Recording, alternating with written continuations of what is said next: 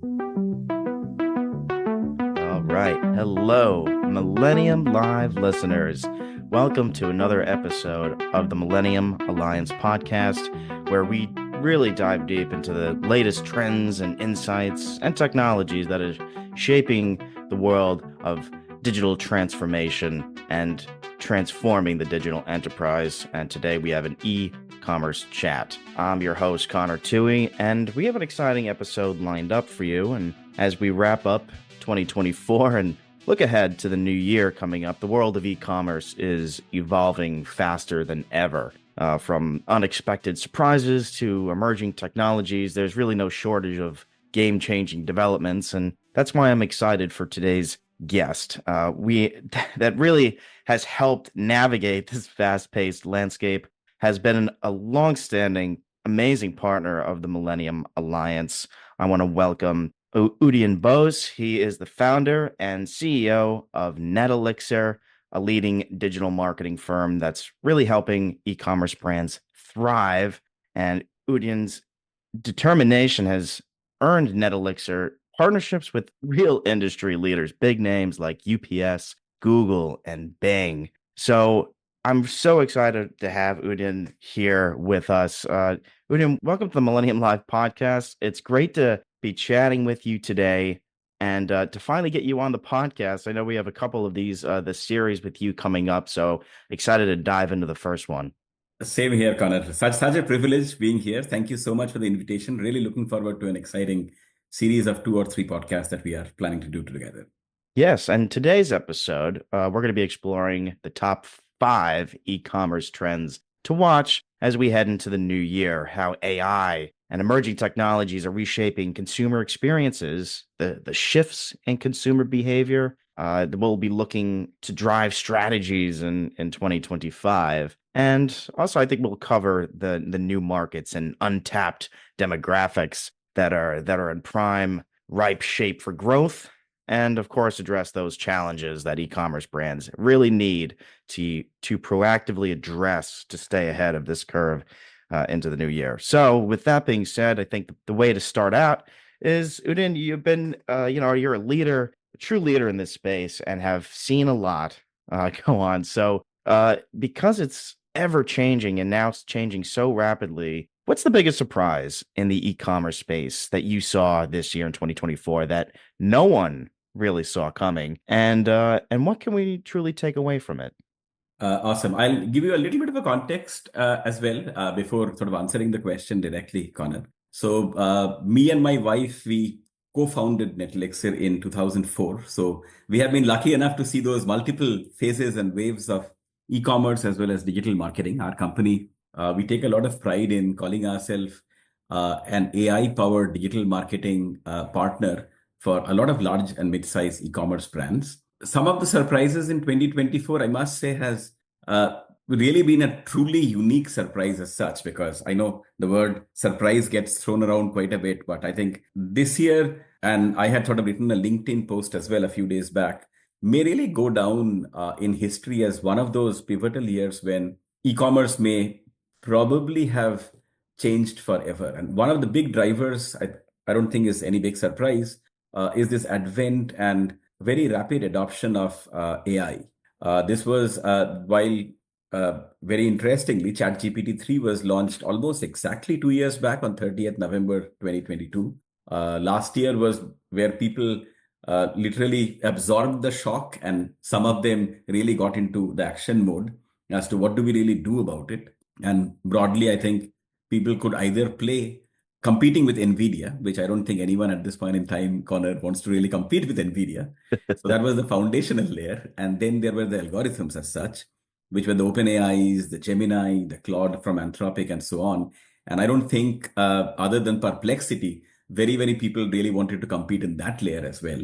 So what it really boiled down is people understanding and realizing the very specific layer in GenAI where they can actually compete is the application layer, which is essentially understanding as to what are the different tasks and really mapping out all those workflows and really asking a simple question: is there a way for us to do it better and do it more efficiently? I think, as Mark Zuckerberg sort of put it well about a couple of years back, it's doing more with less became the norm, right? So we saw a massive efficiency push in 2023, which continues still. Still, productivity is a big one. But what we have seen in 2024 is the advent of some very interesting new areas which have been really been sort of propelled by the advent of generative AI. And one area that we have seen a lot of progress made is the area of hyper personalization in e-commerce. Right. Now, I don't know whether I call it a surprise, but this is really something, a big trend, and this probably would be one of my trends for 2025 as well. We recently, as in last week, literally saw Perplexity come out with this AI-powered shopping assistant. Beginning of the year, Amazon had its own shopping assistant and so on and so forth. So very clearly, companies really are moving to the next level as to how exactly can we really use hyper personalization capabilities, which can be powered by Gen AI, and how can we really provide a better or a superior customer experience for online shoppers. And that, in my opinion, is the most game-changing surprise. I wouldn't say surprise because it was coming. The fact that it would come so quickly is probably the big surprise in this case, Connor. Right. Great points there, Udayan. The personalized experiences are certainly, just because of what AI can do, that's only going to get better. And just a lot of, I know it's we've been talking AI all year, but I don't think this buzzword is really a buzzword anymore. It's very actively in pretty much any industry that comes on, that joins Millennium, that joins the podcast. These emerging technologies like AI, like you've mentioned, have certainly had a big impact this year. And the fun part about this discussion is that it's only going to get better, and AI is only going to get more into a place where we're using it every day. And the data sets that AI can analyze are only going to get larger and more valuable. So, it's reshaped 2024. What do you expect in next year, with the year to come, or even in the next couple of years, of what AI is going to do? What you mentioned, about 2 years ago is when really it all changed. What do the next 2 years look like? That's a really difficult question, Connor, but I don't think while I have a crystal ball, but there are certain trends which effectively sort of become pretty apparent, right? And I really wanted to start with just quoting this line from this classic by Charles Dickens. These were the best of times, these were the worst of times, Mm, right? So interesting part is, I mean, anyone who understands how to make human creativity and human ingenuity work along with AI as the collaborator or the partner will really experience best of times in the next not only 2 years, I think for many years to come. While anyone who's still really on the fence thinking whether they should be adopting AI, most surely can expect the next few years to be rather gloomy. So I think it has never been more clear, very specifically in the last 6 months, as to the impact which AI is likely to have in our lives and in for e-commerce businesses and so on. So as you know, Connor, our core business is digital marketing for e-commerce companies. So one of the areas where we feel very bullish is really the introduction, which is almost like a silent introduction in this entire world of Google advertising, which has been going on for a very long time, or mm, even meta advertising, or for that matter, any digital marketing, where we have seen all of these channels really embrace AI. So Google in 2022, in the month of May, publicly rolled out a module called the Performance Max. Now, what was different in Performance Max was it really broke the traditional structure or the account structure where you had to select keywords and you had to create those ad groups and those campaigns in Google Ads. And that was the restriction. That was the boundary you were essentially setting for yourself. You then could really change or tweak around the bids that you really wanted to place for particular keywords every time someone clicked on your ad and so on. So the pay-per-click model served Google extremely well, continues to serve it well as well. But with Performance Max, Google did something which was quite extraordinary. It combined multiple Google properties because I think the fact remains that Google, I believe, currently has about 6 properties which has more than 2 billion active users. And it combined through Performance Max an access to users in YouTube ads, let us say, Discover ads, in Gmail ads, in shopping ads, and so on and so forth. So suddenly the inventory, which was limited, let us say, because of the search campaigns and the keywords that the user or the marketer was selecting, suddenly expanded probably a million times. So you really have a much bigger addressable market. So it's exciting because you can really grow your campaign multiple fold. While that happened, what the marketers really noticed after really trying to figure out as to how Performance Max really works were about three core things. The first part was they figured out that they couldn't really control a lot of those things that they were used to controlling, like keyword level bids or keyword level individual ad creatives and so on and so forth. And they just could control only three things. They basically could control the goals that they were setting for Google, the budget that they were allowing the campaigns or Google to really sort of optimize for. And last but not the least, they could add their audiences and tell Google, can you really find me audiences similar to this? So I think the audience campaigns became pretty big. So effectively, I think that was, the shift which happened because of this advent of AI. And we at NetElixir call this entire process the building of a black box. So suddenly what was a fairly transparent open platform suddenly became a black box for marketers because they completely lost all the other controls which they historically for almost 20 years really have had. The same happened in Facebook as well, or Meta.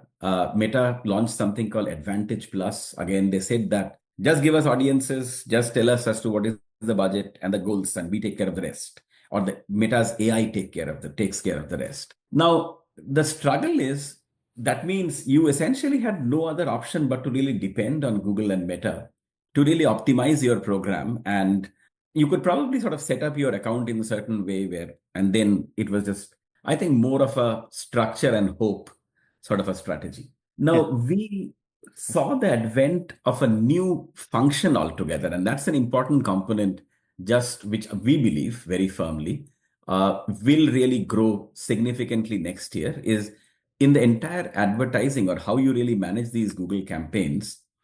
There was introduced a new, very specific task in the entire work stream. A new task became almost mandatory, and that was called the process of experimentation. Because how else do you really figure out what is going on within the black box unless and until you engage in rapid experimentation and continuously experiment and so on. So this was, I think, one of the areas where classic, again, AI disruption to really being able to adapt to that AI ecosystem, you really had to conduct experimentations with high quality audiences.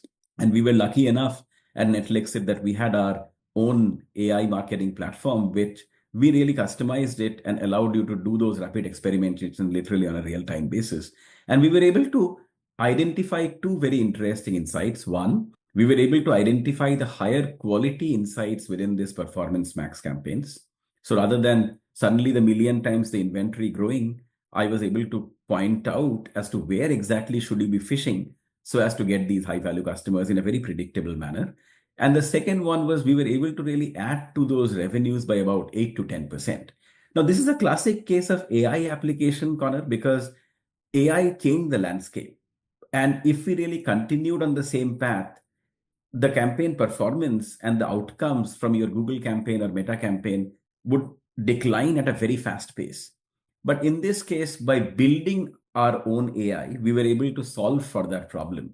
I would just take this as an example and now really extrapolate into some of the other predictions as well. One of the predictions, obviously, is AI powered experimentation will be an essential component, not only in digital marketing or Google advertising, but in every field, right? Experimentation is important where you are launching a new product or you are running new campaign promotions or you are really sort of changing your pricing strategy. And that has to be powered by AI. And really, with the advent of AI agents, the experimentation can be done at literally a real-time basis. So that's a massive shift. A lot of marketers and e-commerce businesses will really have to invest in that in 2025. And it will keep on expanding or growing beyond that. And similarly, three other predictions that I would have very specifically in this one. One is, again, a very similar example of this concept of hyper-personalization, right? So you really have hyper-personalized assistants who are really helping you make those right decisions based on your prior purchasing behavior and multiple other factors as well. That will keep increasing. And that's where the advent of AI agents, which pretty much, I mean, Microsoft CEO Satya Nadella launched it on Monday, effectively, this week. And a couple of weeks back, Salesforce had launched its own Agent Force. OpenAI has already declared that it will be sort of launching its own AI agents effectively in the first quarter of next year and so on. Now, these AI agents fundamentally will be able to take care of most of these human tasks which are involved in hyper personalization as well. So that's another area, hyper personalization driven through AI agents, I think would be a huge trend or a big trend. So again, repeating, the first one is AI powered rapid experimentation in every area on e-commerce marketing. The second is AI powered hyper personalization chatbots or assistants. I'm sorry, agents or shopping experiences. The third one that I would sort of call out very specifically, Connor, in this case is a very different view of e-commerce analytics as well. At this point in time, the businesses will be forced to understand a lot deeper about the engagement patterns of their best quality customers, or let us say the most loyal customers or the highest value customers, or you can call it just high value customers, right, who are likely to spend more. And I think it will really help them to identify nuances which they probably did not focus on as much or have not still been focusing on as much till now. So it is like the AI powered customer analytics is going to be again a massive, massive game changer. So these are the three AI led activity areas which will really emerge. So rapid experimentation, hyper personalized shopping experiences, and in depth, a different level of customer analytics, which really helps people really market responsibly or engage their customers responsibly. I'll add two more trends which we are forecasting for 2025. The first of this is we believe that there will start to happen a consolidation of the retail media networks. Now, retail media network has grown explosively. But again, if you really look at the overall share of voice of the top two, which is Amazon and Walmart, it's pretty much the majority, probably about, I don't know, 90% or 94%, whatever the number I think eMarketer came up with. And one of the big reasons is for any retail media network to succeed, there has to be constant flow of traffic. And we believe that that will become a big challenge as more and more platforms really emerge and so on, which would really force some of the less trafficked retail media networks to really rethink their strategy and probably look at opportunities where they can really consolidate with other areas. So consolidation of retail media networks. The last trend, or the fifth trend I would highlight, Connor, is something which really has been an incredible success in the Asian markets, very specifically, I would say China and India. There is this advent of this new way of buying or commerce, which is not even called e-commerce. It is called quick commerce. Quick commerce is, I really want this, whatever I want, and I really want it within the next 10 minutes, right? So 10 minutes, whatever you sort of want. And it will be essentially delivered to wherever you are. And that quick commerce is interesting. I'm not very sure how prevalent it will have very specifically in overall US, but in certain cities specifically, which are populated cities like, let us say, Chicago or New York and LA and San Francisco, and some of these places which are like the core, the larger cities, I see quick commerce being a massive trend. Just to give you an understanding, Connor, what I am talking about in terms of magnitude, and I don't really have any specific data that I'm quoting from. This is more of an anecdotal evidence. Yeah. Quick commerce barely existed in the Indian e-commerce market in 2019, barely. There was no quick commerce. And then there was a company called Blinkist and so on and so forth. So they started the quick commerce, which is like anything that you order would be sort of delivered to wherever you are within about 10 to 15 minutes, which is just incredible. And it was crazy because some of these items were really inexpensive, right? So how are these companies even making money is the question. Now, the question is that model effectively, how much of the market did it really sort of grab from overall e-commerce or traditional e-commerce? I believe, again, this is more of an anecdotal evidence. The number may actually have gone beyond about 15 to 20%. Now, 15 to 20% of the overall Indian e-commerce market already being dominated by quick commerce within a span of 4 years, Connor, is just an incredible success story, which unfortunately did not get talked about as much. Now, if you consider the bigger cities in the US, let us say New York, for instance, that can have such a tremendous impact, right? If someone really figures out a more customized, localized, smarter way of doing quick commerce, it can fundamentally change. But nevertheless, quick commerce is an example. But what I really wanted to emphasize here is I firmly believe, at least in 2025 and 26, we will see the emergence of new creative business models like quick commerce, which really fundamentally changes as to how people transact or how really people shop. And those are, I think, the five, I would say, mega trends. Some of them are mega trend, probably. I think fundamentally new business models emerging and changing patterns in terms of online shopping. I don't even know whether we can call it online shopping. Probably bots would be delivering stuff. I don't know. But and three, Gen AI or AI-led thing, AI-powered rapid experimentation, where NetElixir has a technology called Elixir Insights, which is proving to add very quantifiable, measurable impact of about 8 to 10% more revenue for the same Google ad spend. To AI-powered hyper-personalization, we are seeing this entire concept of AI agent power, personalized shopping experiences. An example would be Perplexity, which launched its own AI shopping agent just a few days back. And the last component essentially is AI-powered, in-depth, high-quality customer analytics, which really elevates the overall experience and your understanding of the consumer and how exactly you are engaging the consumers as such.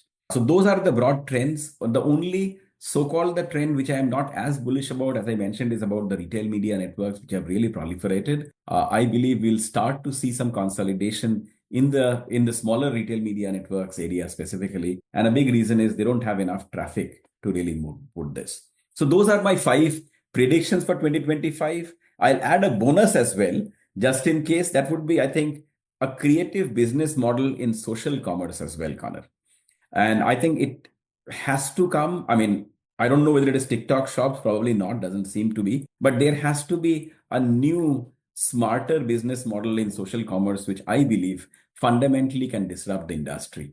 And that is my, let us say, bonus 2025 prediction as such for you. I know it's a very long, almost like a commentary that I have given, but hopefully No, this really makes sense. Yeah.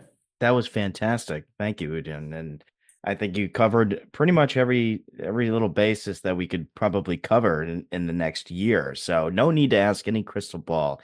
You have that covered. So it's kind of amazing that next year it will be 5 years since COVID-19 and kind of Yeah. upended everybody's work life to home and this rapid shift of consumer behavior kind of definitely continues to trend away from the Right. physical stores. As you mentioned, Q-commerce is definitely becoming more of a thing, and more companies are investing in such. This kind of shift of consumer behavior, though, certainly kind of the factors that have helped the kind of convenience of home shopping, wider range of products, competitive pricing. As you mentioned, these are some of these items are so cheap that the question Yeah. is, how are they making any money? The influence of social media too. I know I have friends who, since they're on social media already, they're buying directly on the platform that they're already on. So that's something that's definitely new and can certainly going to continue the trend into the new year. So what shifts in consumer behavior are you seeing, Udin, that are really likely to have the greatest impact on a brand's e-commerce strategy going into 2025? Wow, again, a big question. I think I'll mention something which may sound a little, I don't know, over optimistic, let us say. And I know I'm probably making a very strong case every time I open my mouth, Connor, about AI. But we will start seeing the advent of very AI advanced consumer base. When I say AI advanced, what exactly do I mean? So, in the last 2 years, I think one of the things which generative AI has done, it has really brought Gen AI to the masses, right? And one of the areas which doesn't get unfortunately talked about as much, purely from a overall consumer behavior perspective, is how rapidly students have really embraced Gen AI tools like, let us say, ChatGPT. Right. And it's essentially most of the colleges, I hope most of the colleges, have now really at least sort of acknowledged the importance and the value of this and probably sort of resigned to the fact that it will always be a collaboration between students and the technology. So they have had to really morph as to how do they test students, what are the assignments or quizzes which are given, and all that stuff. So, but what has really happened, because the students have been playing around and fidgeting around with GPT for obviously the understandable reason, because it sort of provides them a lot of time saving, because of the assignments are done in a much quicker pace, understandably. They really have been able to almost like figure out these, I would say, for a lack of better word, Connor, hacks of utilizing Gen AI tools, which probably most of the professionals or in the corporates have no idea and no clue of. So I would actually sort of brand this group an AI advanced group of consumers who may be graduating from college now and who would be sort of getting into the job market, let us say, and in soon basically starting their careers very soon. And their level of understanding and comfort level with these Gen AI tools is a different level. Now, if you really launch something like, let us say, I talked about this AI powered personalization, AI powered experimentation, AI powered analytics, their level of comfort utilizing this or embracing this will be a lot higher, understandably, because they have been just sort of fidgeting around. I mean, they are very comfortable. They don't really have almost like a hindrance or a scare as to how do I really utilize this and so on. And their shopping behavior, Connor, will, in my opinion, be very different. The questions that I ask for this group of consumers, since we are, as you mentioned, are a premier partner of Google, one of the larger independent agencies for Google in the US. The question that I ask even the Google folks is, how longer will this word searching be even relevant, right? When you talk about search, will that verb continue to have its relevance through the times? Because so someone may ask us, if not search, then what? Maybe ask, maybe get assisted or helped, maybe an agent or let us say a search agent.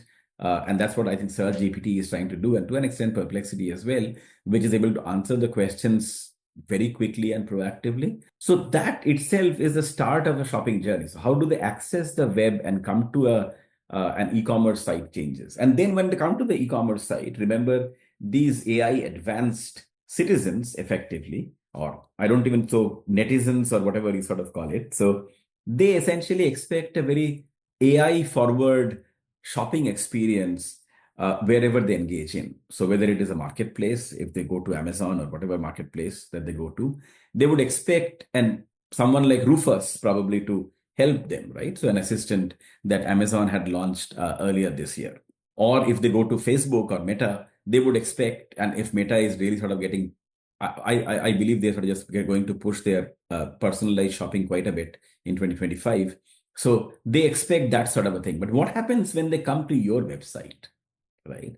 Does your website look as if it was built in pre-2020, or is it exciting enough to engage these AI advanced buyers that you are suddenly getting on the website? If not, then honestly speaking, these new bunch of online shoppers, the AI advanced shoppers that I call it, would probably disengage and just sort of leave your site or bounce up from your site and so on. So I think the entire concept of how to really design an e-commerce website to engage these AI first or AI advanced, let us say, shoppers, I believe is going to be an area where we'll see a tremendous amount of innovation and a change. So which effectively you can call it the area of customer experience. I'm just calling AI powered CX for a lack of any established terminology. I'm just sort of using that. So it's just experience management, I think, will go to a different level, the shopping experience management.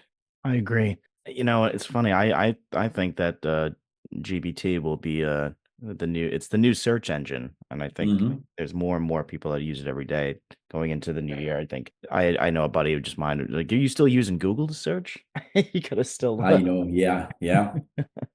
Curious. And Yeah, go yeah, ahead.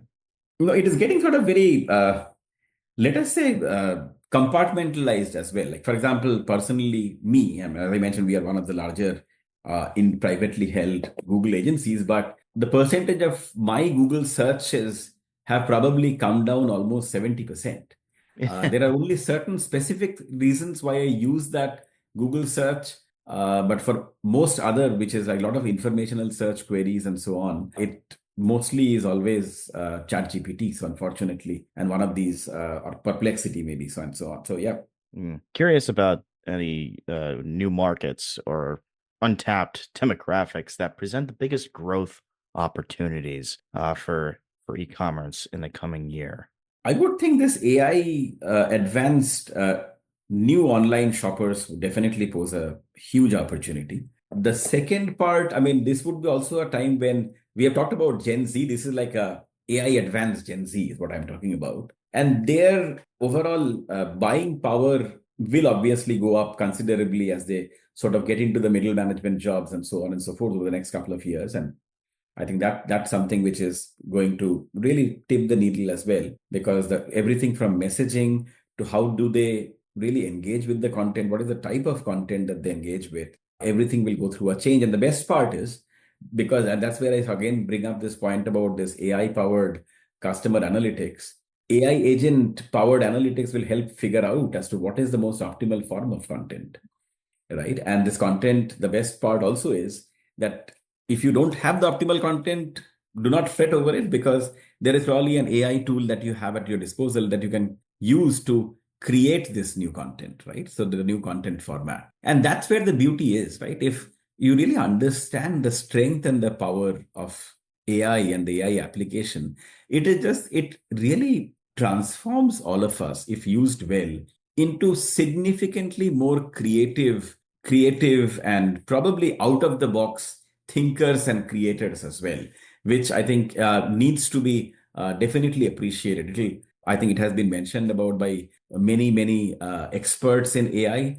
It's my firm belief as well that it will create what is called the age of abundance, where just new workflows, new opportunities, new creativity will come up, right? Which we don't really have even any access to at this point in time. So it's a fascinating area. And that would be a very different type of market. And there would be a very different type of market segment, which requires a very different type of marketing as well. The other segment, which is worth thinking of, there will be a lot of market which would be created at the intersections as well.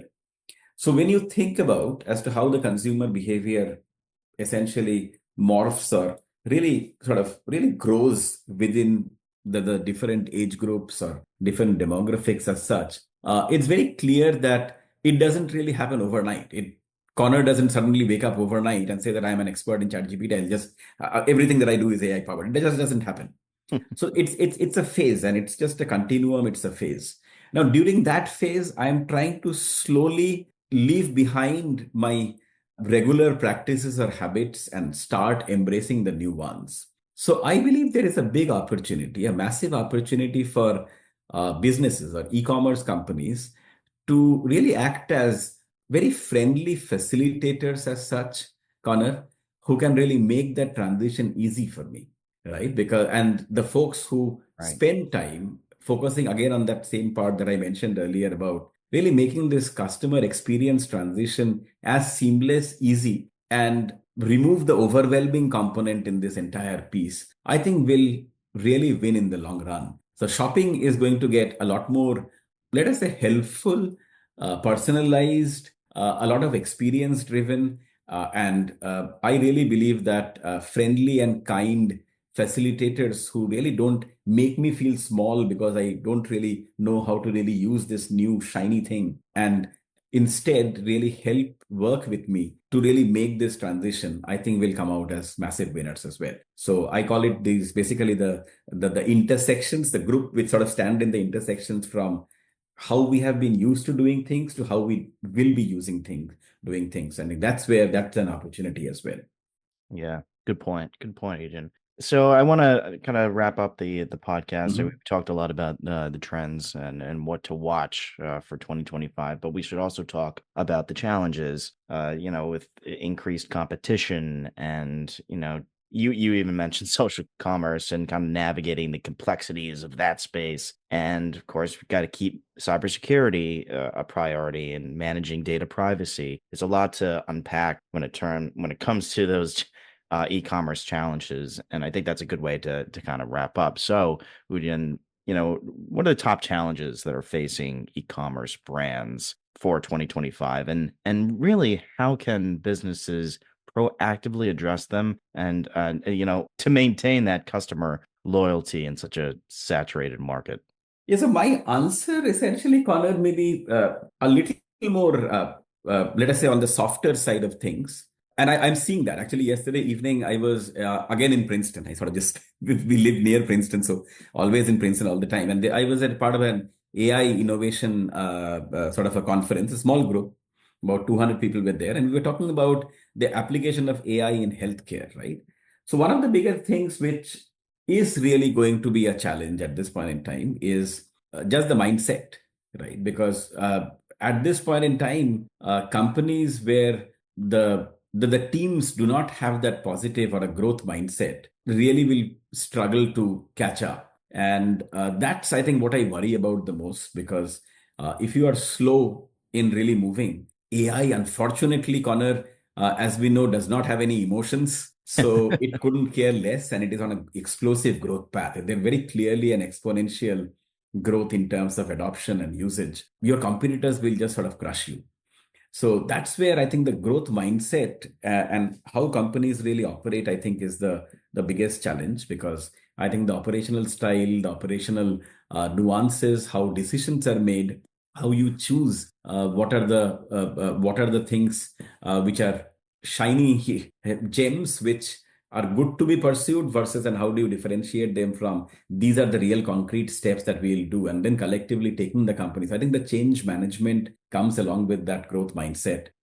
I believe, will be I wouldn't say will be, I know it is proving to be the biggest barrier for companies to really undergo this change. On the consumer side and the businesses side, I think consumers, as I mentioned, I think the transition part, it provides a big opportunity for businesses to act as a facilitator and empathetic, friendly host who can really take you through this entire journey. I think there is a big opportunity, but that would be the only thing that I don't want to miss out on, this opportunity of using Chat GPT and whatever it is, the new tool, and really sort of operate a lot more efficiently, and really that participate in this age of abundance almost. So I think that's from the consumer side. From the marketer's side, I think we are seeing a lot of emergence of new tasks or elements in the workflows. As I mentioned, at NetElixir, we are betting extremely big, and we have realized this power very distinctly of these AI-powered rapid experimentation. And now, unfortunately, I think 99.99% of the companies do not have a marketing experimentation team.